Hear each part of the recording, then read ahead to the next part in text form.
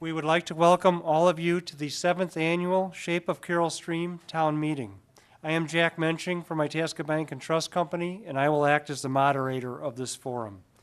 We are very pleased to work with all the taxing bodies that are here for tonight's program. We promote this type of program so that we can have an informative evening that will allow you, the citizens of Carroll Stream, to ask lots of questions and learn more about what's happening in Carroll Stream. Each speaker will have approximately 5 minutes to talk about their recent accomplishments and the future plans of their organization. After everyone has had the opportunity to speak, we will then entertain questions from you. So we need questions to make this evening a success. So I can't encourage you enough to ask questions. In order to speed up the question and answer period, we ask that you write out your questions and turn them in to the people who will be around to collect them throughout the program. You can just hold them up and somebody will come around and get them from you. For those of you that are home, you can email them to administration@carrollstream.org, and I believe that will be flashed on the screen, administration@carrollstream.org. Or you can phone them in to our operators, and we have 2 operators here to answer the phones and write the questions down. The phone number is 630-871-6250. Please get your questions in as early as you can so that we can get them up here. I will then read the questions so that everyone can hear them, and it'll make it onto the TV and direct them to the proper party. We'll try to answer all of your questions if time permits. We're allowed 2 hours. Most years we don't quite go the 2 hours, so we're able to get through all the questions. The only thing that we ask is that the questions be non-political and not get personal. In the past, some questions have involved personnel issues and salary information. Although some of this is public information, these questions aren't appropriate for this type of forum, and they won't be read. Unfortunately, we cannot allow people to speak from the audience because it slows the process down and it will limit the number of questions that we can read. We want to get through as many questions as possible. After the program, there'll be cookies and coffee outside in the lobby area. Unless you're at home, then you have to bake your own. You can use that time after the program to talk further with your elected and appointed officials, and they will stay around if people want to ask questions. There have been many exciting events in the village this past year. Carroll Stream makes the papers all the time, and we should have lots of questions. Our speakers tonight are going to be Anna Taylor, Board President, Benjamin School District 25, Gary Sake, Board President, West Chicago Community High School District 94, Donna Smith, Board President, Elgin Unit School District 46, Jackie Jeffrey, Board President, Carroll Stream Park District, Edward Jordan, Board President, Carroll Stream Public Library, Mary Ozog, Board Vice President, Glenbard Township High School District 87, Keith Briggs, Board President, Community Consolidated School District 93, and Frank Savarino Sr., Mayor, Village of Carroll Stream. Many of our speakers have brought people from their organization. They're all seated over here to handle any questions which may get technical. So if they're not sure, they can use their lifeline over here, I guess we can call that. But that does come in very handy for us. We ask that they use their microphones to do the answers so that it gets picked up by the television. I also hope that if there are any members of their boards in the audience, that our speakers will introduce them so that we can all see them. The Carroll Stream Fire District was unable to attend this year or be here tonight, and they asked me just to read a quick statement so that you can get questions to them. Their statement is, the Carroll Stream Fire District is unable to be represented at this year's Shape of Carroll Stream. Should you have any questions, please contact them through their website or feel free to attend their monthly general meetings on the second Monday of each month at 7 p.m. So you'll have to go directly to them if you have any questions. So We wish they were here, but hopefully next year it'll work out. It's hard to coordinate multiple taxing bodies because they all have board meetings going on at different times. Our first speaker tonight is Anna Taylor. She is the board president, Benjamin School District 25. She's been president of the board for 1 year, and she's been on the board for 3 years and has lived in the district for 16 years. Anna? Good evening, everybody. Thanks for having us. I'm here tonight with our superintendent, Dr. Philip Earhart. He's here with me tonight.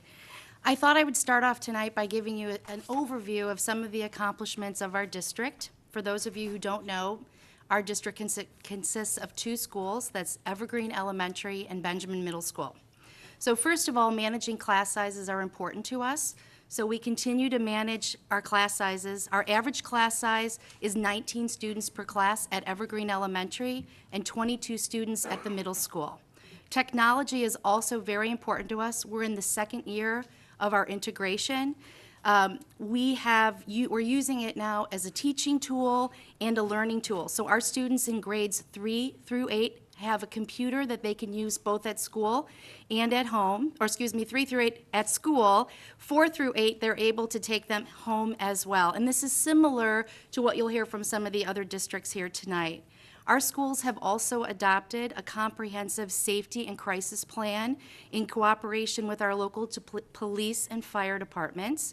This plan provides for a safe and coordinated response to emergency situations. We've installed surveillance cameras, we've updated fire alarm systems, we've made entrance modifications, which also includes a visitor management system, and we've also, our staff has attended emergency training, which is called ALICE, which stands for Alert, Lockdown, Inform, Counter, and Evacuate.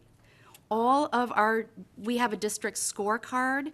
All of our parameters have been met, or we're in the process of meeting those parameters. And also, with the economy, we are constantly working to implement revenue enhancements and cost-saving measures. So our website always has that information available to you. We have been awarded a number of recognition, rewards and such. We have the Illinois State Board of Education presented us with the Certificate of Financial Recognition. It is the highest category obtainable. We also received the 2015 INSPRA Communications Contest for 4 top awards of excellence by the Illinois chapter of the National School Public Relations Association.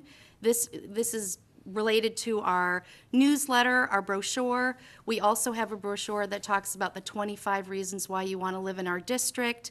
And we also have school calendar, and we just implemented a school board member handbook.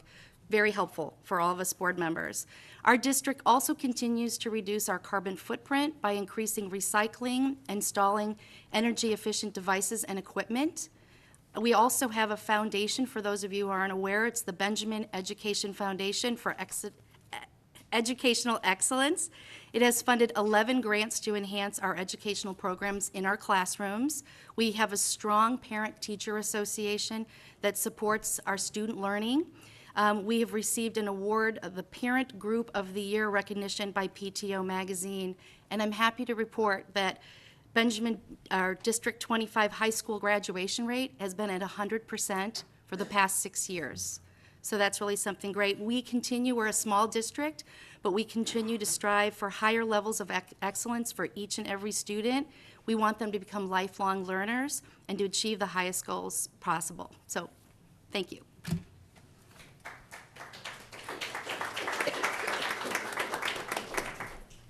Thank you, Anna.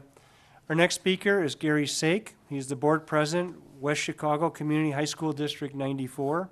He's been on the board for 7 years and been president for 3 years. Gary? Thank you, Jack.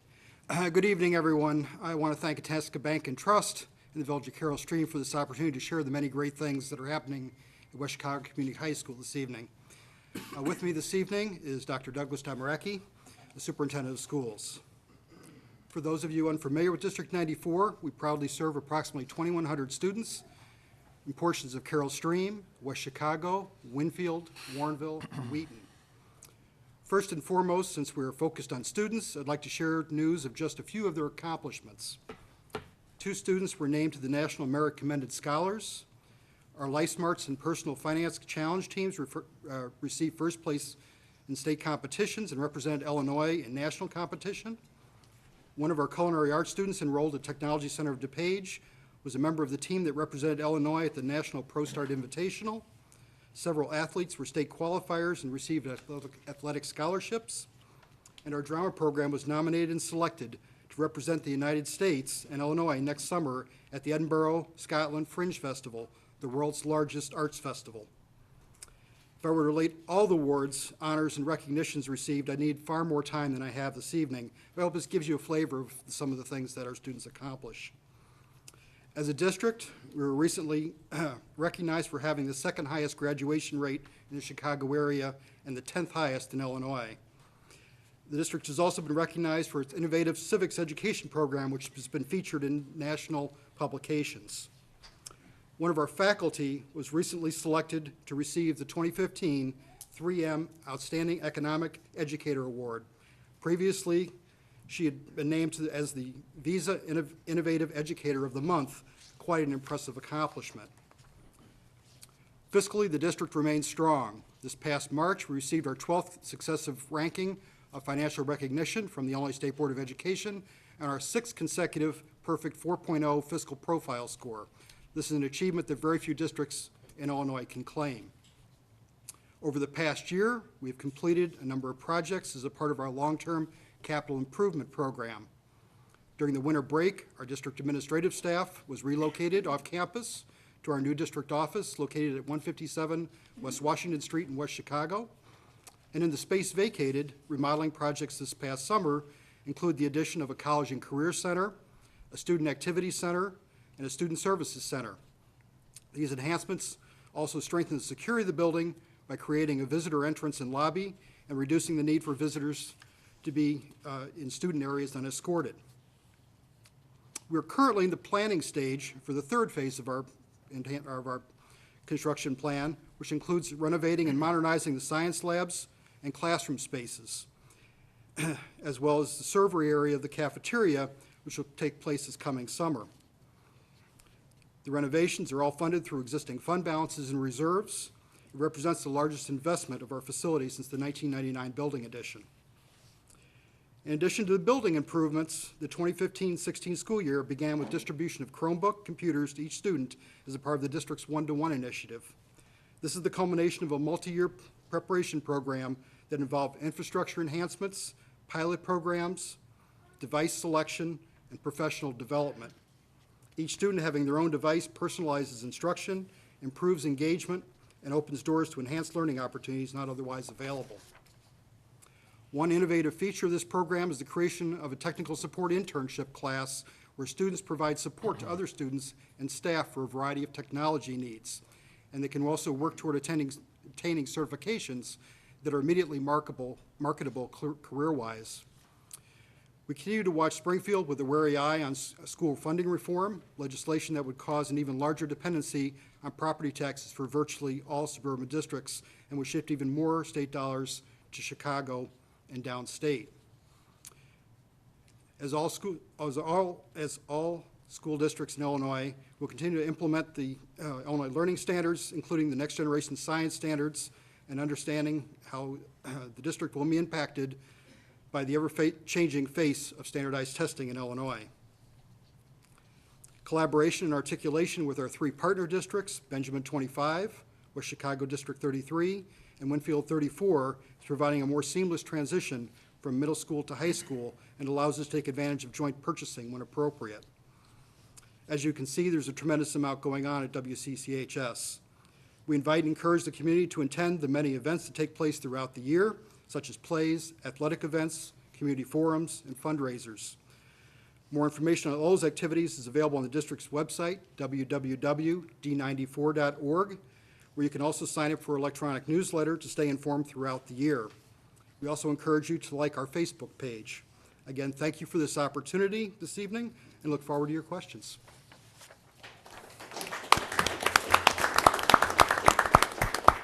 Thank you, Gary. Our third speaker is Donna Smith. She is the board president, Elgin Unit School District 46. She's been on the board for 14 years and been in her position for 5 years. Donna? Thank you. I'd also like to introduce Mr. Tony Sanders, our CEO, who is with me here tonight. I want to start with our accomplishments and kudos to some of our schools and people first also. I'll start with Bartlett High School, who was named to the 2015 U.S. News and World Report Best High Schools list, following Elgin High, which previously earned the place in the magazine's annual report. U.S. News and World Report awards high schools with gold, silver, and bronze medals, using gold medals to reflect the greatest level of college readiness. U46 was also invited to the White House Conference on School Discipline called Rethink School Discipline.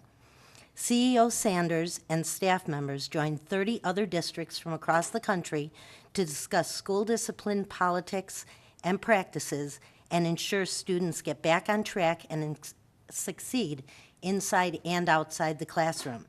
The district has implemented PBIS and other approaches and initiatives to hold students accountable and keep them in school rather than out-of-school suspension or expulsion. 5 of the U46 schools earned top regional recognition for promoting a positive and safe school culture through an approach called Positive Behavior Interventions and Supports, or PBIS.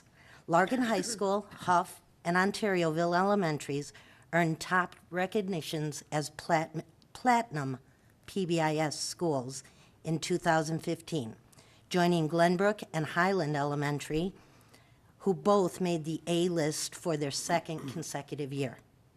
Larkin is the only high school in the state to reach the network's top level this year. The Midwest PBIS network awarded 47 out of our 53 schools with one of 4 levels of certification, from bronze to platinum, based on each school's level of implementation, practices, and outcomes. Larkin is also one of 3 schools, along with Bartlett High School and ECU Middle School, to earn first-time recognition this year through the organization. Closer to home, I want to talk about Spring Trail Elementary for a minute. They're off to a great start this year. Last week, Spring Trail had a family assembly focused on character. It was a fun night with a lot of laughs. On October 14th, Spring Trail will have a family reading night. And on Sunday, October 18th, Spring Trail hosts a K-5 called Tiger Trot. It is a registered 5K, so participants come from all over the state to participate. It is a fundraiser for Technology for Spring Trail. Anyone can participate by signing up at springtrailpto.org. I also have some registrations here if anyone here would like to pick one up on their way out. Our Citizens Advisory Council's Enrollment and Facility Committee has been working on boundary change proposals to balance our enrollment. Along with these changes, we are looking at the possibility of offering our kindergarten parents an option for all-day kindergarten. The proposal must follow a specific process. It needs approval of the Citizens Advisory Council Enrollment and Facility Committee. We have 3 public hearings scheduled. One was last night, one is October 1st, tomorrow night, and the other is October 6th. You can see our website at www.u-46.org for more details. The plan then goes back to the Citizens Advisory Council, and any final proposal must be approved by the Board of Education. In the area of curriculum, we have adopted Eureka Math, which is a curriculum resource to help meet the new standards. It emphasizes deep understanding of concepts and applying math to real life. We have a science pilot underway, also applying science skills to life with a greater focus on problem solving, critical thinking, and teamwork. We also have new literacy resources to support our curriculum. On budget, the board approved a balanced budget on Monday, September 28th. We presented the budget proposal in August and had our public hearing earlier this month. We are continuing to budget cautiously as we move forward due to the lingering talks about the pension shift in the future and plus the lack of a state budget. And last but not least, the board was presented with a report on $55 million in savings over the past 5 years through new procedures and practices, revamping procedures from everything on how we order salt to how we can make our own mulch rather than buying it. We will continue to look for savings in these and other areas to continue in the future. Thank you.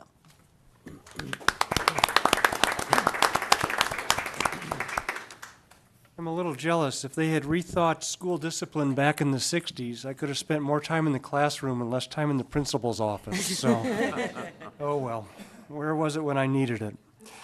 Our next speaker is Jackie Jeffrey. She is the board president, Carroll Stream Park District. She's been on the board for 4 years, been in her position for 4 months, so hit her with a lot of questions, and been in town for 24 years. Jackie? Thank you. I have with me here tonight Jim Reuter, who is our executive director of the Park District. So far, he's survived with us for just over a year, and we're very happy to have him. We also have Sue Rini here in the audience, our director of finance. I just want to thank the Village of Carroll Stream for putting this together, and what a wonderful opportunity it is for the local government of Carroll Stream to get together and be able to talk to our residents. And thank you to Itasca Bank and Trust for sponsoring this event. I am happy to be here tonight to represent the Park District. So I'm hoping to highlight a few of our many projects that our talented and creative staff are working on throughout the community. One of our major projects over the last few years, Armstrong Park, has taken on a whole new look. DuPage County recently completed their stormwater project, and with that, the Park District has also completed some improvements. We have updated, resurfaced our inline skating area.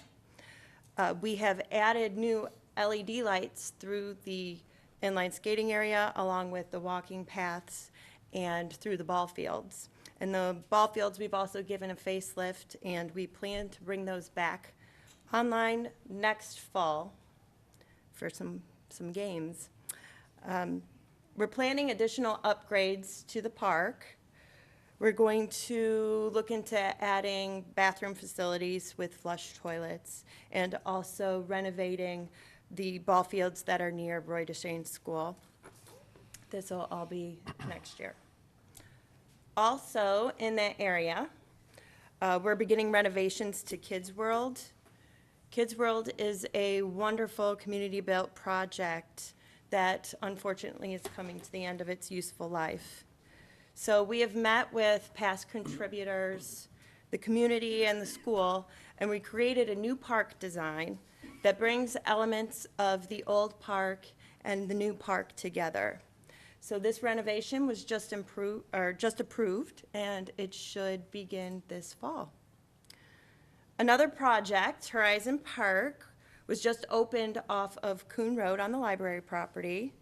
The Park District and the library worked together and created an intergovernmental agreement, and we developed a disc golf course on this unused property that provides fun for all ages. If you haven't seen it, go check it out. Be on the lookout on that property. We are going to be installing historical signage to explain the evolution of the site with the Coon and Camas family. And all of the funding for this project was provided through builder donations. Residents of the Carrollshire Apartments, mark your calendars. We're going to be holding a community meeting on Saturday, October 10th at 10 a.m. for the residents surrounding the Carrollshire Park.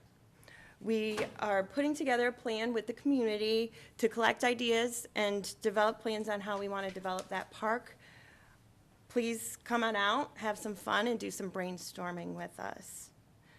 A few additional changes that are coming to the Park District. We are going to have a new look for our seasonal program brochure. The winter guide is going to hit the streets on November 13th. And this is going to be one guide that's going to incorporate all of the Park District's activities into one book. We're also updating our registration software. The final conversion of the software is expected in 2016, and this will improve online registration process for our customers and be more efficient in our processing. And along with this, we're revamping our website to make it more responsive and user-friendly. And lastly, our green team is holding a coat drive throughout the month of October and November, so please drop off new or gently used coats to all of our facilities. If anybody has any additional questions or comments that we don't get to tonight, please reach out to us. We are always looking for a way to better serve the community. So thank you for your time.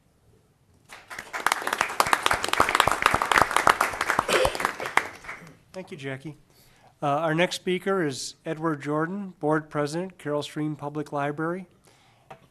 He has been on the board for 2 years, been in his position for 4 months. Must have been an election right around the same time here. It was. And has lived in town for 34 years. Ed? Thank you. Good evening. I would also like to introduce, with me is Susan Westgate, the director for the Carroll Stream Library. I also would like to acknowledge, I see we have some of the trustees here, David Larimer, Justin Lynch, Nancy Begdonis, and Nadia Sheik. The role of trustee is to provide oversight to ensure the library has the facility and staff and resources to provide for the library's needs of the community. The financial health of the library at this moment is very good, and we maintain recommended reserves in all funds. We rely heavily on our library director to manage the day-to-day operations. As far as those go, some interesting current facts are the library now had over 230,000 visitors to date and over 400,000 items checked out in the past year. We have a collection size of over 200,000 items, including books, magazines, DVDs, audiobooks, and more. The library is now open 7 days a week and provides online services 24/7 through our website. Online services include subscription databases, program calendar, newsletters, and chat reference. The library offers public computers, printer copier, fax scanner, study rooms, meeting rooms, friends, book sale, and a family play area with games and other activities. The library is in the first year of a 3-year strategic plan with 4 key goals and 15 objectives. And I'd like to point out that is going to completely bring the library into a whole new perspective to serving the community. Entering into an intergovernmental agreement with the Park District to establish Community Park on Coon Road. For fiscal year 2014 and 15, some of our accomplishments were additional ebook platform. The library offered over 682 programs during the year with over 22,000 attendees. We had 2 community events this past year, a holiday open house last December that attracted over 2,100 attendees. National Library Week Under the Sea celebrating featured SpongeBob and Ariel with over 300 attendees. In addition to traditional service, the library provides early literacy incentive program, 100 books before kindergarten, homebound delivery to local patrons that are physically unable to visit the library. Librarians deliver over 200 items each month to over 40 local patrons. Carroll Stream is one of only a few local libraries that provides this service. The Teen Advisory Board of local teens that plan teen events and projects at the library. Final study nights for high school students when we are open till 11. In August 2015, the library's Youth Chess Club won first place in the annual library chess tournament. And I would like to take a moment to point out for the future, mark your calendar for Sunday, December 6th. The library will be hosting a holiday open house for community featuring live reindeer, Santa Victorian carolers, crafts, and more. Please join us for an afternoon of fun-filled activities and refreshments. Continued work on the goals and objectives of the strategic plan, which will be a major part of our function over the continuation of the 3-year plan. And with that, I would like to say thank you.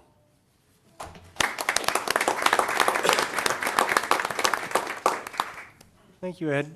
Library, I think you've covered just about every possible service out there except a dating service, so that may be your next project for next year on that. It's amazing all the things that go on in a library that's just supposed to be books, isn't it? At least it was 100 years ago.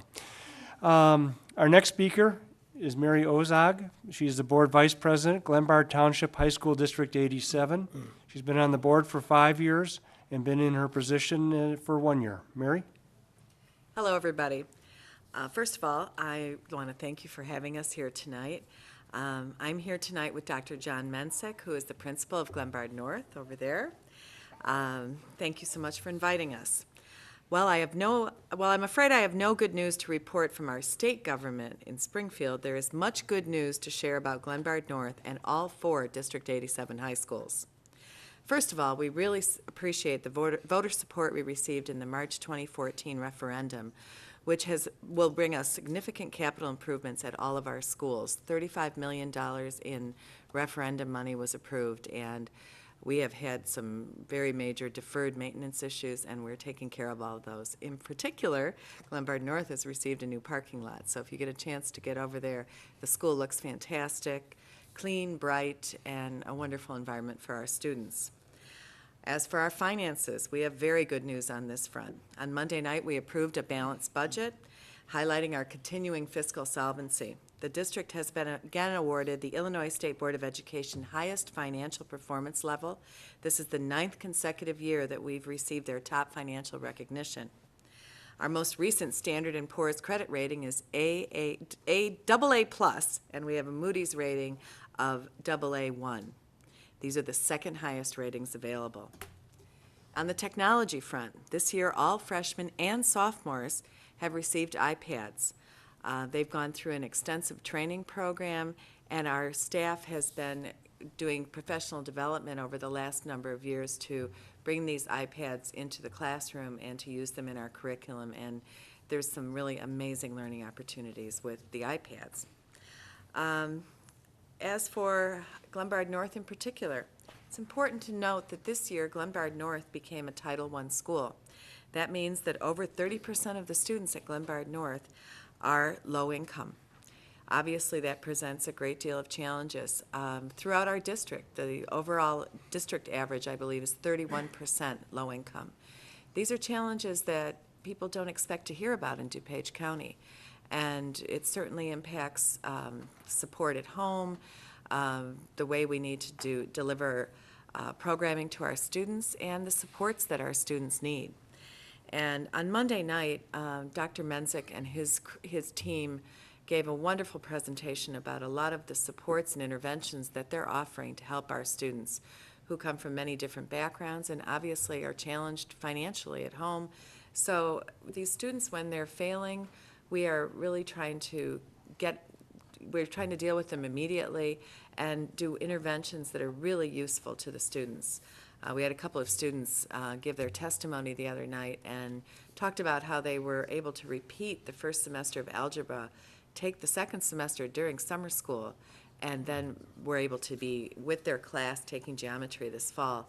In particular, they were also able to stay in their sport and really felt you could feel the accomplishment that these students had been able to achieve by being able to stay with their class and have somebody care and be part of their development. Overall, though, we are trying to increase the number of students taking AP courses. We're also trying to make sure that AP is more accessible to many of our students. And as a board, we have a goal that every student will leave Glenbard, and hopefully within the next few years, having taken an AP course and try to achieve a college-level class. Whether students are going on to college, employment, or the military, they need these levels of curriculum in order to succeed. We are one of only 9 districts in Illinois who have been accepted to the AP International Baccalaureate Equity and Excellence Project, which is trying to promote AP and promote higher level, more to all programs to all of our students. We've also doubled the number of students who are taking AP exams over the last 5 years. So we are really challenging our students. And as Dr. Mensick told the board the other night, this year at Glenbard North, hard work matters is their theme, and I think you can't beat that. We're also in partnership with District 93, in particular for Glenbard North. We have summer school and bridge programs to help get our students ready for high school. And we, this year, initiated a new parent meeting when people who have not sent kids to high school before could go to this meeting and do different stations and talk to students and find out what's ahead for their families. Looming issues that we are facing right now. Everybody has heard about this proposal to freeze property taxes for 2 years. Governor Rauner had proposed this when he was still a candidate. And while everyone thinks property tax freezes sound great, we also have to realize that we, all of us, public entities, have to continue to pay our bills. And like yourselves, our expenses go up every year. And right now, and for over 25 years, we have been operating under the tax cap. And because of the tax cap, our increases have been well under 2% because we're tied to the Consumer Price Index, which has been very low for a good number of years. As you can see from our financial ratings, we are being the best stewards possible of your tax dollars. But this proposed freeze could cost Glenbard District 87 $5.5 million in the first year. And that will then be money that we will not be able to use for our expenditures, and it will be a compounded loss going into the future. So when we lose this money, we are going to have to either cut programs or I don't really, the idea, first of all, the state has been underfunding us for the state mandates at 11%. 11% of the monies that we're supposed to receive from the state we're not receiving, and that's gone on for a number of years now. On top of that, we're also looking at the possibility that the pension, which is supposed to be taken care of by the state, could be shifted to the school districts. And while that would not be an immediate shift and would happen over a certain period of years, we have to be very, very cautious. So if this property tax freeze is implemented, that really is going to impact our revenues, and we are running as close to the bone as we possibly can. So it is not a good plan. On top of that, it really doesn't impact the state's revenues at all. It's simply a political expediency to say that, well, we're going to freeze property taxes, but it doesn't solve any of Springfield's problems and creates problems for all of your taxing districts. On the community outreach, level, we have our Glenbard Parent Series. I hope that you've been able to partake. We have various speakers who are brought in to help parents. And you can see that at www.glenbardgps.org. It's a wonderful way for parents and members of the community to see what we're doing with our teenagers and the challenges that they face and the challenges that the parents face. We're also on Facebook. We send out an email blast a couple of times a week, which many people have really used to keep in touch with our schools. You can also reach us at www.glenbard87.org, and you can also link to our high schools from that website. I want to conclude by offering my sincere thanks in particular to Carroll Stream resident Rose Malcolm, who left the board this past spring after 16 years of service. At her last meeting, Rose, who was board vice president before me, she passed on this quote, which she kept in her wallet for years, and I want to share it with you. Within even the reluctant student, there is a small part that desperately wants to learn. The strength of his or her desire is measured by someone's belief in him or her. We believe in our students, and I am proud to be a member of this board who are all doing our very best to use the funds that the community trusts us with to serve our students. Thank you for having me here tonight, and thanks again for your support for our local high schools. And go Panthers. Thank you. Thank you, Mary. In case you're wondering, tonight's program is not funded by the state, because if it was, we wouldn't be here. So So that's good. We need more questions. So people be around, hold them up. People at home, please email or phone in your questions because we've got just a few questions, so the more the better. So please write quickly. Our next speaker is Keith Briggs. He is the board president, Community Consolidated School District 93. He's been on the board for 5 years, been in his position for 4 months, and been in town for 27 years. Keith? Thank you very much. I'd like to thank everyone for letting us be here today and to address our stakeholders. With me today is Dr. William Shields, our superintendent, and also Dr. David Hill, who is our associate superintendent. I'd like to start out with some highlights and just like the other people here on this panel, talking a little about the good and some of the challenges that we're going to have. I'd like to start with the personalized education and the one-to-one mobile device rollout. The district is completed with our rollout. Now all of our students have the devices. It's remarkable to see how these devices are used in the classroom. It provides a more personal and dynamic way to teach and learn. We continue to provide professional development for our staff when it comes to the computers. We have a technology academy, a one-week technology academy that the majority of our teachers have attended, and this is done on their own time. During the Tech Academy, this year we had a lot of our teachers instructing teachers, and for the first time we had students instructing teachers on how they use the computers for their personal use.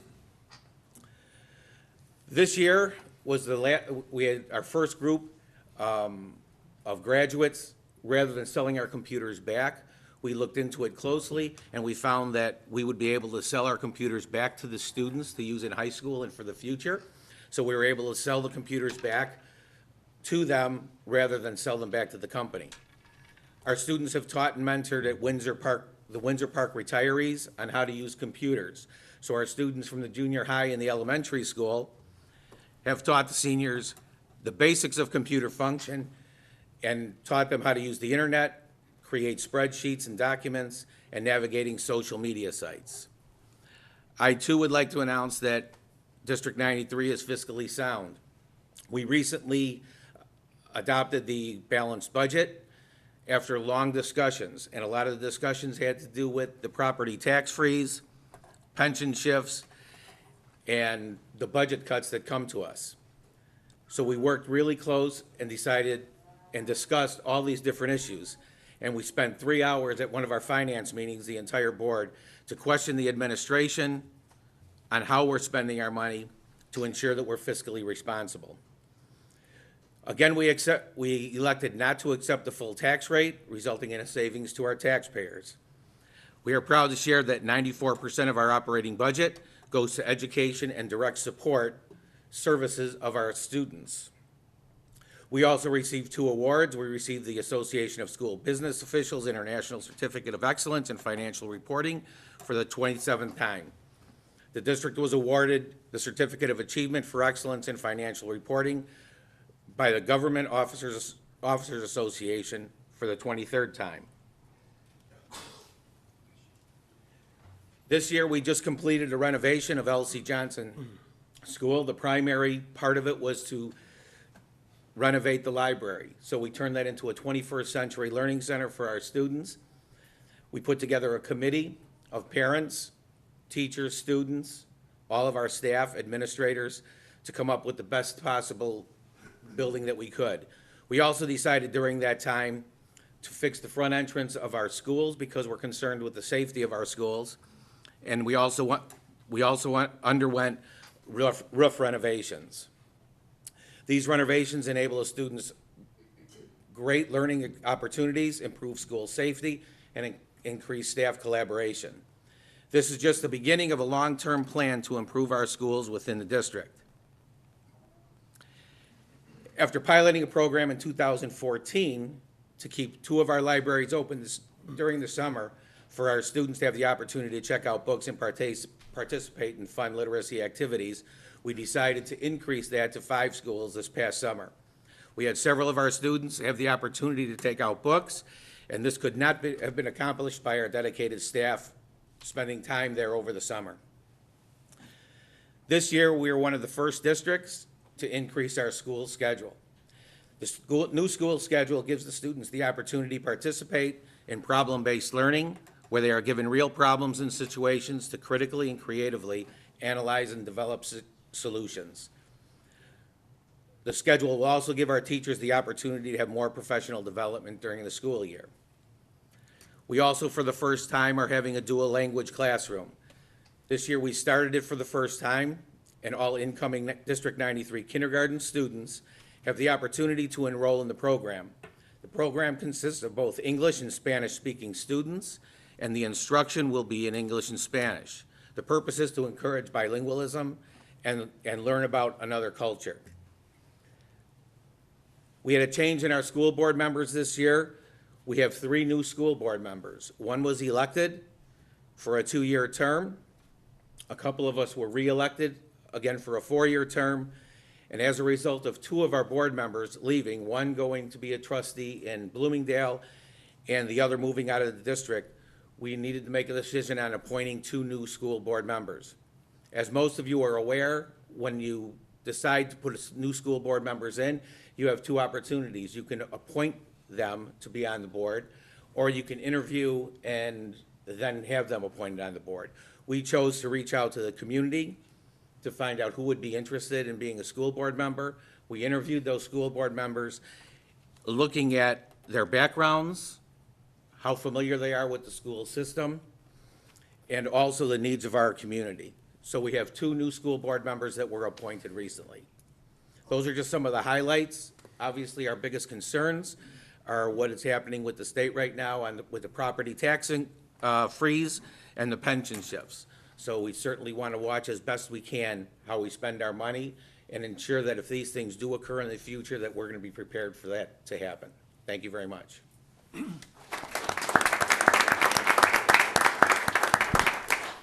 Thank you, Keith.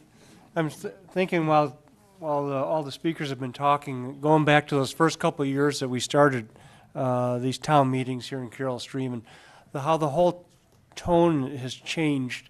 Those first couple of years, it is how can we cut, how can we reduce it was, the financial crisis was hitting at that time, and it was just very different. And now it's a lot more positive, and how can we add things, and it's a whole lot nicer now than it was those first couple of years.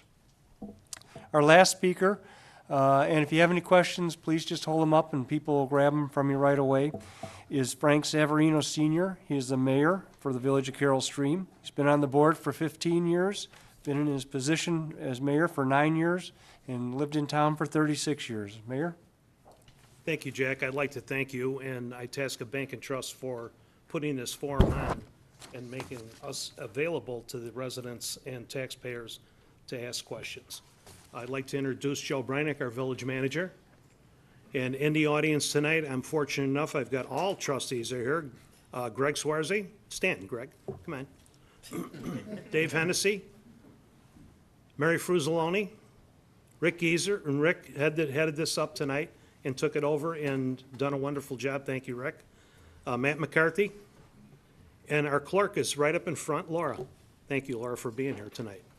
One trustee isn't here, he's out, I think he's in the Bahamas someplace, but he's in a good place with this weather changing. So the shape of the village for 2015. I'm pleased to report on progress as well as some challenges facing the village in the near term. Financial management. The village board adopted a balanced budget for the current operating year. The budget froze $1.46 million and authorized expenditures pending the adoption of a state budget. With over 60% of general corporate revenues passing through the state treasury, we approach this budget year with caution. The village still continues to operate without bonded debt or a property tax. We have the second lowest water rate in 25 DuPage communities that buy from the DuPage Water Commission. We have the lowest sewer rate of 13 DuPage Water Commission member communities.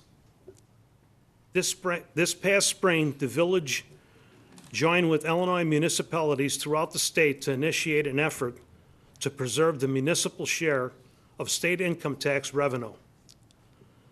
The Protect Our Town campaign was successful, but future threats to divert this revenue will occur. The inability of the state to adopt a budget has resulted in a delay of distribution, motor fuel tax revenue used for cities and counties to fund roadway improvements. The village remains active with DuPage Mayors and Managers Conference and the Illinois Municipal League to monitor developments in Springfield that may affect cities and villages. Roadway improvements. The village just completed the largest roadway maintenance project in the history. This past construction season, the village invested $2.6 million to improve village roads that include the paving of over 118,000 square yards of local streets. Capital projects. Several capital improvement projects underway include the preliminary engineering designs of the Lees Road pedestrian path extension from Gary Avenue to Schmale, the Coon Road pedestrian path extension from Lees to Army Trail Road, the West Branch DuPage River Trail along the east side of Fair Oaks Road from Oxford South to St. Charles Road, the Gary Avenue pedestrian pathway connecting Lees Road path to the Great Western Trail just south of St. Charles Road.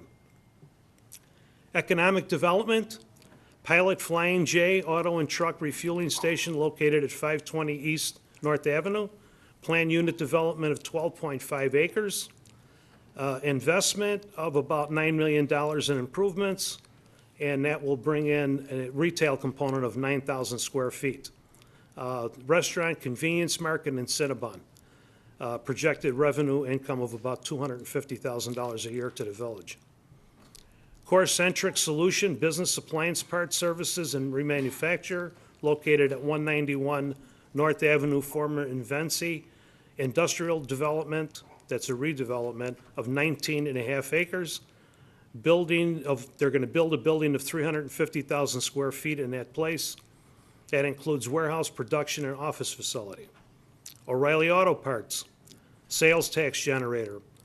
Retail auto parts sales located at 1251 County Farm Heritage Plaza, 7,854 square feet of new commercial space. Emerald Ash Borer. The village has successfully removed most of the infested ash trees located on public parkways throughout the town. This extremely busy 6-year effort was successful in removing 3,117 diseased trees, replanting 3,277 trees. Our total investment to reforest our residential neighborhoods was $1,230,000, which was funded without additional increases or taxes. Public safety, the police department has been the recipient award of excellence in the areas of traffic safety, DUI enforcement, as well as for low national crime rate. Most recently, the department ranked the village in the top 100 safest towns in the entire nation for the 3rd consecutive year by Neighborhood Scout. Came in 2nd place in a recent Illinois Traffic Study Challenge for law enforcement agencies, also received recognition for excellence in vehicle occupant protection and DUI enforcement. Earned the highest DUI arrest rate officer in the most recent DUI survey conducted by the Alliance Against Intoxicated Motorists. Based on a 54-person force, the department recorded 5.5 DUI arrests per officer in 2014. Officer Dan Staffy was awarded 2014 Hero Award by the Illinois chapter of Mothers Against Drunk Drivers for outstanding work in DUI enforcement. Crime-free housing. Last fall, the village adopted an ordinance creating a crime-free housing program led by program coordinator Ray Munch. The program has made great progress in improving the quality of life in many of our residential communities and residential neighborhoods. Notable accomplishments include the licensing of 183 condo units, 112 single-family residential homes, 33 apartment complexes, and 217 property managers certified. I want to thank you, the people that are in the audience and those that are watching on television. And I know we don't have a lot of questions, so if you're watching on television, we did this exactly at the time we needed. We got 1 hour and 5 minutes. Please call in, write in, or come here and write it out. Thank you, Jack. It's all yours. Thank you, Mayor.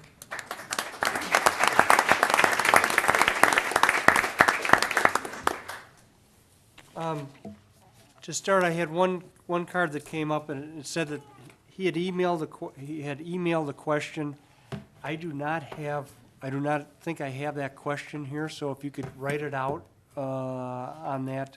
I have 2 email questions that came in ahead of time, and I don't have that, nor do I have the one that your wife had at home. So I'm not sure if there's a problem with the email address, but you can write it out here, and if your wife wants to just call the number 630-871-6250, the operators will write out the question on that. So, starting out, first one for the mayor, and I know you were just talking about the ash trees. Is there a plan to assist residents in replacing ash trees through discounts? And is there any responsibility from the developers? I don't really believe that there is a responsibility by the developers. I wouldn't think there would be any responsibility on the part of developers. What we've tried to do in regard to removals is extend the contract pricing from our contractor who's been working in the Parkway in the neighborhoods where they're working, because they work by zone, to make those prices available to residents if they want to avail themselves. The other thing that we just did, this Saturday, we have an open house at our Water Reclamation Center, and we partnered with the Conservation Foundation on a tree sale where residents could buy trees at cost through the Conservation Foundation. All trees that are native to the area and for the moment are resistant to the next insect. I really doubt that there would be any recourse with the emerald ash borer. It's really spread across the country. It's really not something that was introduced by the developer or anything the developer could even anticipated. For U46, a former board member of U46 has publicly stated that illegal topics were discussed in closed sessions. Your board has adopted a policy that blocks new trustees from listening to these tapes. Please discuss why your board has adopted the restrictive policy. This was brought up by a new board member, and the board discussed it, and we decided to put it into committee because they are the board's recordings, not the board members' recordings. One of our board members did some extensive research on it. We looked at other school districts, and we basically adopted a similar policy to many other school districts within the state. And the second part of the question. Sorry. Oh, do you have, No, go ahead. Did I miss part of it? no. Oh, okay. No, I didn't read the second part. Okay. And it's not to you, so.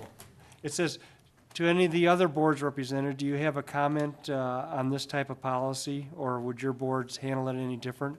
Anybody want to touch that one? It would be similar in District 93. We too gave our board members the opportunity to review the closed session minutes that we had previous, to address or to look into certain issues that we were looking into in closed session.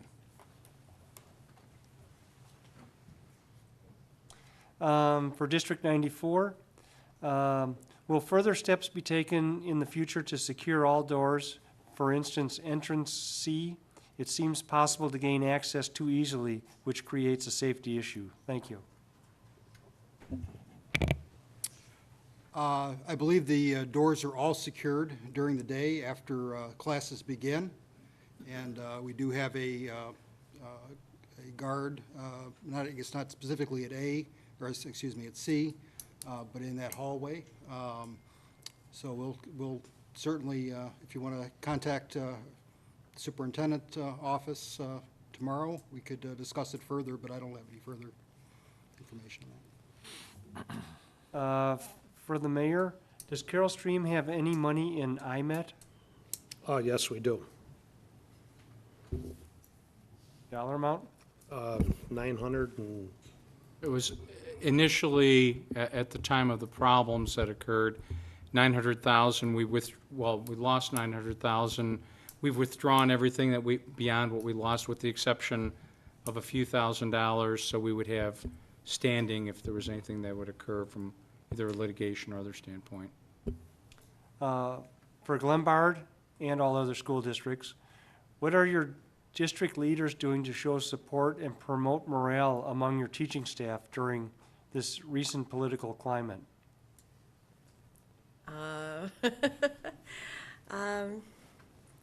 Promote morale.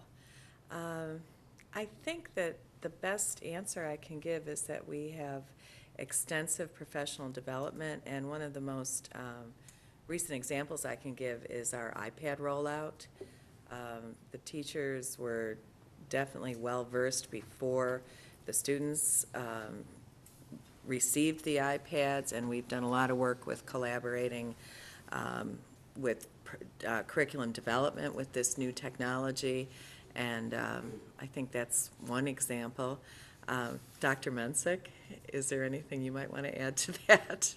I think that teachers in general are pretty well versed, not only from the administration, but also from their own unions on what's going on politically in Illinois and across the nation.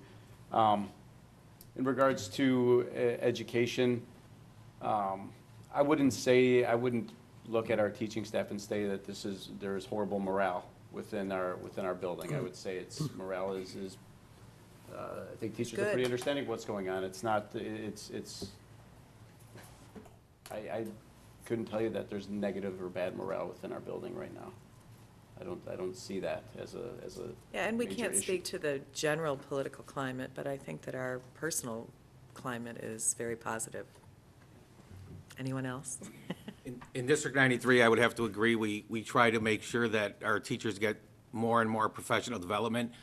Obviously, we have high expectations in District 93, and we've put a lot on our teachers and our staff, so we want to ensure that we take care of a lot of the professional development. Another, which is one of our board goals, is we want to communicate better with the entire community on a lot of our initiatives, and we also want to communicate better with our staff and get a lot more input of things that we need to do in the future.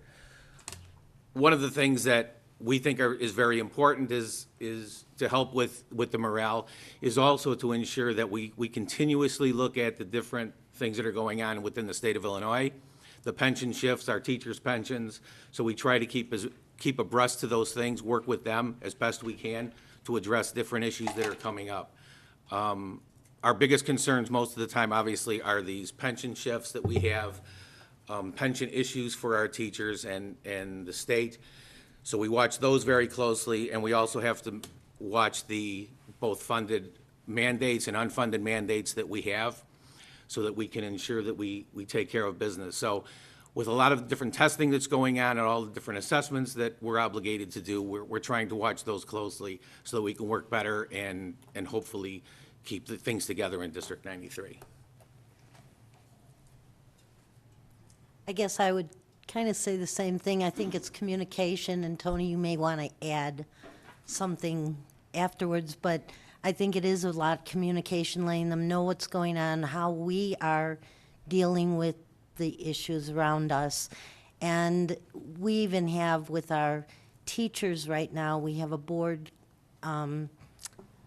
teacher communication team where each board member is assigned 2 teachers, and we meet 3 times a year just to talk about everything and anything. And I think that has brought some trust between us and understanding, so we can talk about those issues and understand both sides of it. We are also starting that with our support unions also, our bus drivers and our secretaries and all the other supports staff. So I think it's a lot of communication. Is there anything you'd like No, to add? I'll echo that. I think in the weekly communications that I do a weekly communication that goes out to all of our teachers and all of our staff members. And it's really aimed more at our 2,500 teachers than anybody else. And I think teachers as long as they know that administration and the board is behind the work that happens in the classroom and realizes that's where the difference is made more than any other place, and that we're there to support them both in going to Springfield and advocating on behalf of public education, and as well as Washington DC to advocate on behalf of public education. I think that helps. I think they believe that at least we're on their side. I would also concur that the communication is probably the most important piece, knowing that the administration and the board supports them in their mission, provides whatever we can in helping them accomplish that. They're professionals. They do understand the environment that they're in. It's difficult at times, but in some ways it's no different than previous times when they've been under pressure for other various things. So we just try to keep focused on our mission and keep moving forward and not be distracted by external things. For the mayor, no, I'm sorry, for the Park District and/or DuPage County, who's not here, so I guess the Park District gets it. After $1 million flood mitigation project, why does water still overflow around, is it Laylog Island, up to our backyards on Mohican Road? The water also overflows the walking paths, making them impassable. One directly east of the island and the other walking east in the middle of the park towards the ball fields. I know that this is a county project. The Park District provided the land for them to create their designs, and we worked together with them to assist the community in eliminating some of the flooding problems. As far as the details of the plan, I suggest that you go to DuPage County and talk to those commissioners, because they would be better versed in the details of where the water is going. I'd like to take part of that question. First of all, did they say $1 million project? Multi-million-dollar project. So it's a multi-million-dollar project. And it was really made and put together to take the water from the creek, hold it in a holding shell, and then move it from one point to another, and then pump it out. And it goes down and comes out behind the firehouse and back into Klein Creek. I don't think that was even part of the project. The flooding that was there has always been there. But what the county has done and the investment that they made to stop the flooding, every place south, is it south of east, south of there? Everything south and downstream has worked. I was just out there after the big rains, and I had residents that live in that area right at the mouth of where you go into the Park District, and they were saying what a great job. They were up there, they were out there with their raincoats on looking to see where the water was going. Now, we didn't have our 100-year rain like we usually do, but they didn't go to the other end of the park. I don't know about the other end of the park. I'm not sure that was even part of their program. So, I mean, to blame this off on the county, and they put $12.5 million in there, their project is doing what they said it would do. So, I mean, we'll have to address that and look at what we could do. Joe, do you have anything you want to add to that? No, that wasn't part of the original design. As you said, it was to divert water from the creek, reduce the flood elevation in the area downstream of the creek. The area northwest of the project was not part of it. The intention was never to dewater the park or make it so there wouldn't be standing water at times in the park. It should affect high water levels in the park, because eventually it all becomes part of one big body of water. But you know, there are going to be instances where that type of thing is going to occur. And if I could, we need to understand with Armstrong Park that where the ball fields sit, they're still in the floodway. It is not the floodplain, it's the floodway, which is the worst of the two options. But the ball fields at Armstrong Park will continue to flood, and always will. It's designed to take on that water so that some of the residents don't obtain water in their yards. But there still will be flooding in certain areas, and in particular with that park. And we're just going to deal with that as we move forward. I have two questions that are similar here. The first one was addressed to District 93. I currently have one child at Glenbard North and one child at J Stream. My child at Glenbard North is a sophomore, and he struggled during his freshman year. One of the things he felt hurt him was that he didn't have to do any homework in middle school, and in high school, homework counts. Many of his friends also felt the same way. I'm worried that my other child won't be prepared for high school when she gets there. Why does the no homework policy exist, and can you say that it's an effective way to prepare kids for high school? Why not count homework as a grade to ensure kids do the practice? And then the other question, same topic, but it's the opposite side almost. Any school it's addressed to. Many studies show that homework is counterproductive at the elementary level. Your thoughts? Answer is yes. You know, just briefly here, I'd love to talk to that resident. We've worked very closely with the high school and with the Glenbard administration. There seems to be some kind of fallacy out there, but homework counts in District 93. When it's assigned, it's supposed to be done. If it's not done, those parents are contacted. But homework is done, it is counted at District 93. Now, is it counted the same way as a grade that it's counted in the high school? That I can't say, but it is important. We do assign homework, and so if any parents ever have that question, I hope they'd contact me directly or their school's principal, so we can work with that situation. And if I could add, Dr. Mensick and his team on Monday night, they were talking about a meeting that they held for new parents, in particular, parents who had never sent someone to high school before. And at that meeting, they had a panel of students. One of the things we're really trying to get the message to students as soon as they get to high school is how things work. And that's really critical from the first days of high school. So we want them to understand how you start a grade point average and that you have to do your homework and that you can really hurt yourself that first year of high school if you don't apply yourself. And that goes back again to Dr. Mensick's theme this year, hard work matters. And if you want anything, Sure, Dr. if I could Mensick. follow up on that as well, too. Like Dr. Shields said, we've talked a lot about this over the last couple of years. And homework at Glenbard North High School also, it's kind of a change in mindset as far as homework goes. Homework does count, but it does not count as a high percentage of the grade like it may have when I was back in high school. It's a rather small percentage of the grade, and we want students to change their mindset that homework is not something that you do because it's graded.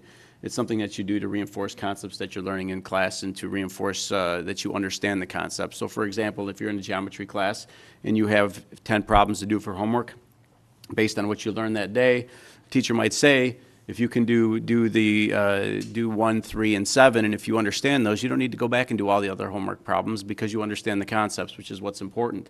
If you struggle with those, then you need to go back and do the rest of them until you have understanding. If you don't have understanding, we'll follow up with that the next day. So there's a change in mindset with homework, and it's not always graded at the high school level either. We want students to do it to reinforce what they're learning. And that's why, and just like Dr. Shields said, they assign homework and they expect students to do it. We assign homework and we expect students to do it as well. But it's different than it was back 10, 15, even 5 years ago, where you did homework and this might be worth 40% of your grade. It's a much smaller percentage of the grade that it used to be, and assessments and making sure that you understand the concepts at the end of the unit are what's much more important than counting, making sure that a student is doing every single homework assignment every day, because it's not as important. But learning the concept is what's important. And if I could just add, I guess take the hat off of a board member and now a parent, is that there is an expectation at my house, and I know many of the families in District 93, that we do have the opportunity to check and see if our students, our children have homework. And the expectation is, at least in my family, is we check it daily. We ensure that that homework is done because we understand that that can only enhance their education and improve on their grades, their overall grades. So as a parent, we ensure, because they've given us the opportunity in District 93 to check and see what homework is there. And then we also ask our sons to show us what homework was assigned for them. And then we as a family ensure that that's completed. And I've had 4 students go through Glenbard the Glenbard system, and I've had 4 completely different students go through. And I have to say, Power School, being able to look at your students' daily work. My first son, I wasn't available. He graduated in 2005. By my third son, I was looking at it pretty much daily, but by the end, I really wasn't because I knew he was checking it. And with my fourth child, it really wasn't necessary. But you have to read your child and know how much supervision they need. But Power School and a lot of the new tools that have come on board in the last 5 or 6 years really help parents to know what's going on. And also, speaking for our district, we really are trying to grab the parents from the first days of high school so that they understand it's a different ballgame, and the bar is much higher, and the work level is higher. So everybody has to be involved. My only comment on homework, and I've brought it up in the past, but it never gets anywhere.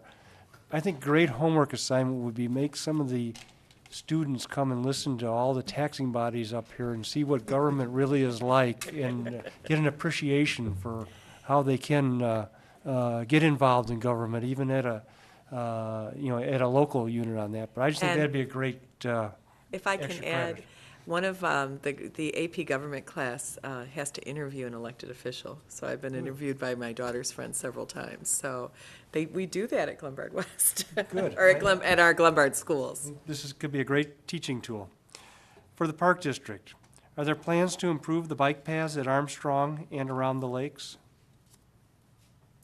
Jim, do you want to? Yes. Right now, now that the county project is finished, we have an engineer working on evaluating the rest of the trail system within that park. Kids World is going to get done. A portion of them will get done with Kids World. Field 6 up near Kids World, how we refer to it as Field 6, will also have paths included as part of the renovation of that particular ball field. And then the rest of the trails, will be done as well as we get those results back from that engineering study. So, yes, they will. And this is addressed to the village or the Park District. Is the Old Wayne Golf Course up for sale, or is Klein Creek up for sale? I'll take the first part of that. First of all, Old Wayne is in West Chicago, and that's across the river. Our agreement with West Chicago is everything on Fair Oaks Road west to the creek is our planning district. Doesn't mean they'll ever be in Carroll Stream. Down to St. Charles Road, and then St. Charles Road down to North Avenue, right in front of the school. The school is in Carroll Stream, the church is in West Chicago. They did that, and we did that back when Quasman was the mayor, because they need to loop the water, and they have a lot more on the other side of North Avenue. So, I don't think so. For the library, what is the 3-tier plan you mentioned, and specifically, what are the goals? I will ask Susan to give us a little more detail on that. Yeah, the library has a 3-year strategic plan, and there's 4 goals. One is with customer service, one's about developing and reviewing all of our policies and procedures. One is about the building and the environment, and then one is about technology. And then out of those 4 goals, there's 15 objectives. And we have every staff member at the library is on an objective team, at least 2 teams. And everybody, we're all working together, 110% to make sure that we can accomplish all of these objectives within the 3 years. For Glenbard District 87, how come it sounds like the Glenbard District is having a difficult time while the other districts present tonight only speak of how well things are going educationally? I think, Do you want me to talk about Glenbard North a little bit here? yes, I think so. I could, But I not think sure if my message seemed negative, I think in particular, we're talking about finances, and we also are talking about what our student population's challenges are. But we have very accomplished students, and I'm going to turn it over to Dr. Mensick. Sure. For the last 6 years, our attendance rate at Glenbard North has been over 95%, which is one of the best in DuPage County from a high school standpoint. At Glenbard North, our advanced placement population, number of students taking advanced placement classes has more than doubled in the past 5 years, and at the same time, our pass rate for those tests has stayed very high, which is also, it's 14 percentage points above the national average right now. We've seen in the past 10 years, we've seen our suspension rate reduce from over 300 suspensions 10 years ago to about less than 30 last year. Also goes with some of the other districts' philosophies of keeping kids in school and coming up with alternative programs that we've created. And we've also been named for the 5th consecutive year one of the top schools in the nation by the Washington Post, which represents about 7% of the high schools nationwide. So there's some positive information out there now. A lot of good news. One more for District 87, and it's a concern. The bus stop at Iroquois and Seneca. The past 2 years, they've complained to the appropriate school districts. The kids stand out in the middle of the street and do not move when vehicles are coming. It's very much a safety issue. Iroquois and Seneca. So from what I understand, the students in the morning are standing out in the street? Yes, was saying. Okay, I will look into this tomorrow. Thank you. Don't drive there, though. As will we. I was gonna say, it sounds like a police department problem. For Carroll Stream Park District, what was the reasoning to permit the selling of alcohol at Park District locations, i.e. adult softball leagues at Coyote Crossing? Do you think you will increase locations for sale of alcohol? Well, it was a big discussion that we had whether or not to allow alcohol into our parks. We have a lot of rules surrounding when it is allowed and when it is not. It is not prohibited at children's functions or throughout the day. It is only at specified and agreed upon times. One of the things that we promote are tournaments. And sometimes adults would like to have alcoholic beverages during those tournaments.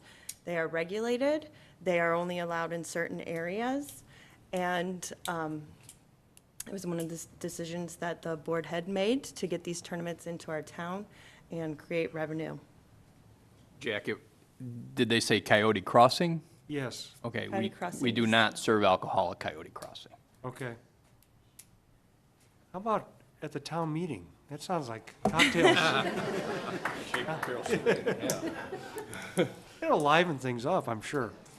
For the mayor, how come you wait until the streets and homes are flooding to open whatever you open to alleviate the problem? I'll try and rectify that problem. We don't, that new system that they put in is completely done by electronics. It won't release the water until the first phase fills, and then to the second, and then it'll pump the water from the second down under the street all the way back behind the firehouse on Coon Road. We don't control the valves, we don't control, I used to think that too at one time, that we have boards we pull up, and we've had people come into our meetings and say, why do you have a dam? We don't have any dams. It's like, God put the water here, and it goes where it's gonna go, and then it's gone. And it's like, so do we control the water unless I'm missing something? And actually, to the contrary, we've actively, probably for the last 5 years, aggressively removed obstructions and things from the creeks to try to improve the flow as much as possible. But there's no valves. I grew up here. It's one of the kind of urban legends of Carroll Stream. There are no valves. There are no magical things we open that allow the water to flow. And quite honestly, there are times where we're in a flood condition, the water just stands still. And there's nothing more frustrating than wanting it to move and it won't move. But we're not holding it back. It's just things are at capacity. If you look at the way the system was built, if you stand right by the bridge on Illini, the creek will not be over the banks, but the water will be coming up through the sewers and going down the street. I really believe that engineering made it that way, so it would street flood to relieve some of the pressure from the creek. Well, and the other problem is that when things were built in the late 50s and early 60s, there was no stormwater detention. There were no stormwater ordinances. We learned. But those homes, and I grew up in one, were built without stormwater detention, and so as a result, as the mayor's right, as the creek rises, it reflects up through the drains. There's really not much we can do to change that. There isn't, but again, there isn't any valve that we close or valve that we open. And for those of you at home, you've got 5 minutes to get any questions in by either email or by the telephone, because we will be done before 9 o'clock here. District 94, is there any possibility of getting an activities bus? My child cannot attend any after-school activities due to no transportation. I'll defer that to Dr. Domareki. Yeah, right now we offer a pretty comprehensive activities program, and we do not have any activity bus here at the school, but certainly if there's a need for that, these folks seem to contact the school. If we have enough interest, that's certainly something that we can pursue. Who would they contact at the school?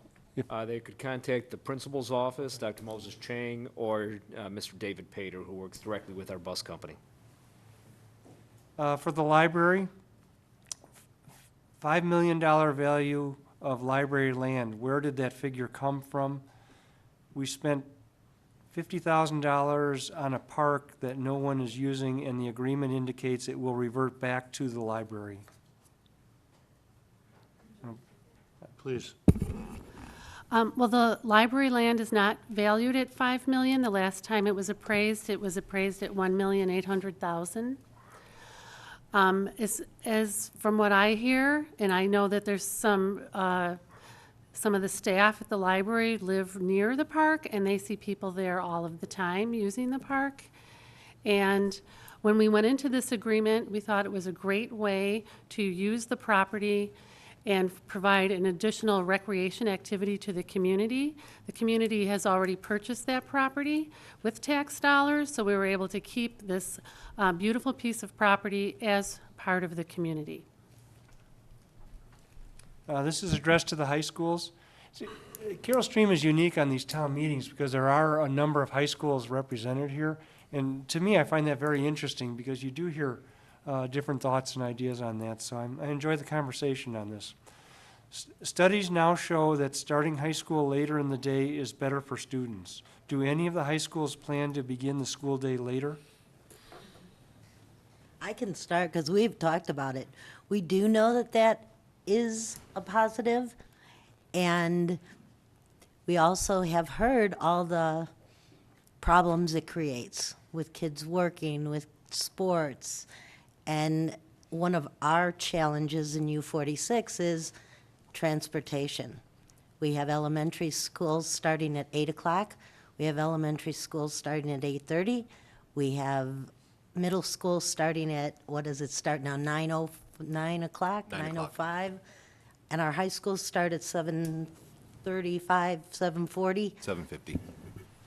So, I mean, the transportation is, when you move back high school, or you know, make that start later, what are you gonna do with your elementaries? What are you gonna do with your middle schools? So there's a lot of challenges in it, although it is researched and they say it is better, there are a lot of challenges to actually implement it. I would echo those same comments that it really becomes difficult with after-school programs, and as Dr. Domareki mentioned, we really have a comprehensive amount of activities, athletics. It's really difficult if one school, one district does it and others don't. We have intercollegiate type activities. It's something we briefly discussed probably 3 or 4 years ago, and there was really just too many downsides to really pursue it with any kind of interest. At the Glenbard districts, we have not discussed it at this point.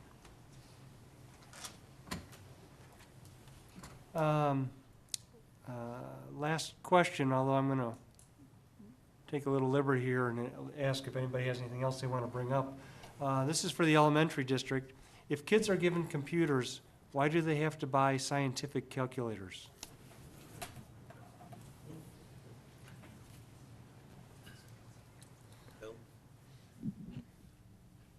There are various teams that sometimes will have those on their, let's say, their list, and we're working on those things that, I agree, I'm not sure why they'd have to buy those. But those are still some things that we've had from years ago and are still part of the curriculum, and we're looking to eliminate them. In our district, we're looking at getting the apps on the computer so they'll no longer need the calculators to do that. I am going to just ask, because we do have a little bit of time here, a little bit of extra time. Does anybody have anything else they want to say or talk about, or anything they didn't get a chance to ask? No, you can write a question up, but I'm talking to the members up here. That's the newspaper. We got one more question It's the coming. newspaper guy. Oh. I would just like to make a comment in terms of my presentation. We have, as I said, we have very, very good news to report from our high schools. And we send our kids to Harvard, Yale, COD. They go off to work. They join the military. Some of them face serious challenges at home. They come from all sorts of different backgrounds. And I just want to make clear that while we do have a lot of challenges, we have an awful lot of good things going on in our schools, and in particular at Glenbard North. Right, Dr. Mensick? Jack, one more clarification, please. The park along Coon Road where the disc golf course is, in cooperation with the library, is named Horizon Park. Okay.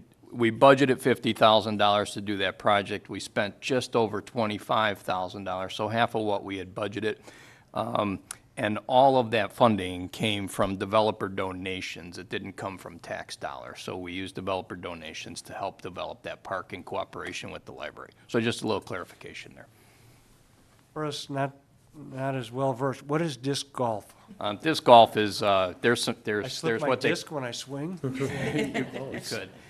There's a regular tee box that you stand in. There's yardages for each hole. There's a target that you throw an actual, I'll refer to it as a Frisbee, but it's a little heavier than a Frisbee, and you throw it at that target to try and make it in as little shots as possible. For some of those golfers that maybe struggle with the regular game of golf, this might be the way to go. Okay. Excuse me, I have a question for you. Is, now at the Village Links in Glen Ellen, there's been some talk of foot golf. Can you do foot golf on a disc course? Absolutely. One of the thoughts is for the next phase of this disc golf course is to put foot golf in. We haven't really discussed it too much, but it's a 21-inch cup that you basically start on a tee box with a soccer ball, and you kick it as far as you can, try and get it into that 21-inch cup. So it's pretty popular. I know that some of the golf courses are trying to attract people to come out and use their facility in a different way. It would help some of us who are challenged in that direction. Thank you. Two last questions. This one's, I like this one. It's for the schools. What do you think about using computers during snow days, remote education with iPads or Chromebooks? I guess I'll jump on that. That originated with Dr. Domarecki at District 94. It came out of just thinking about different ways to use technology to solve old problems. I'll actually defer to him because he's the author of this legislation and worked with our legislators to get it passed. So take it away. I can talk on this for about 25 minutes. I really can. To try to drill down to the specifics of this, I would tell you that I think that this is a very beneficial move for secondary education to move in this direction. Most of us that have been in any kind of post-secondary college or have sent kids away to school certainly recognize that students are using Moodle, Blackboard, and any other number of learning management systems at the collegiate level to drill instruction to students. Matter of fact, if any of you are in graduate school, many of you probably have a seat attendance where you need to be in class physically once, maybe twice per year. As we move towards a one-to-one environment in the school area, and all of the districts represented today have talked about their move to one-to-one. As we move to that, this is really about capacity building of the schools, capacity building of our teachers, our staff, and our students, being able to raise the floor in how technology is used in the schools. And we've got the capacity, we've got the know-how, This is one way, really kind of a capstone for us to look at how we could utilize computers as educational tools for outreach when kids are at home. Certainly, we know that teachers utilize the technology today to communicate to students in the evenings, after hours, and on weekends. Can we look at extending that one step further to those emergency days, knowing that all schools in this part of the world use 2 to 3 emergency days per year? Is this a viable option or not? And that's what this legislation and the new law will provide. It'll provide schools that are selected the opportunity to pilot this and test it out for 3 years. Great. There'll be a sequel to Ferris Bueller's Day Off. He'll figure out a way to circumvent the system. Be nice. The last question, and we're out of time to get this, but said, what is the email address to send questions? If you do want to send in any other questions, the village will make sure that they get to the appropriate parties on that after the program. It is administration@carrollstream.org, administration@carrollstream.org. We'd like to thank all of our speakers here tonight for your participation in the 7th Annual Shape of Carroll Stream Town meeting. It's not easy being up here and having to answer all the questions. Let's give them a round of applause.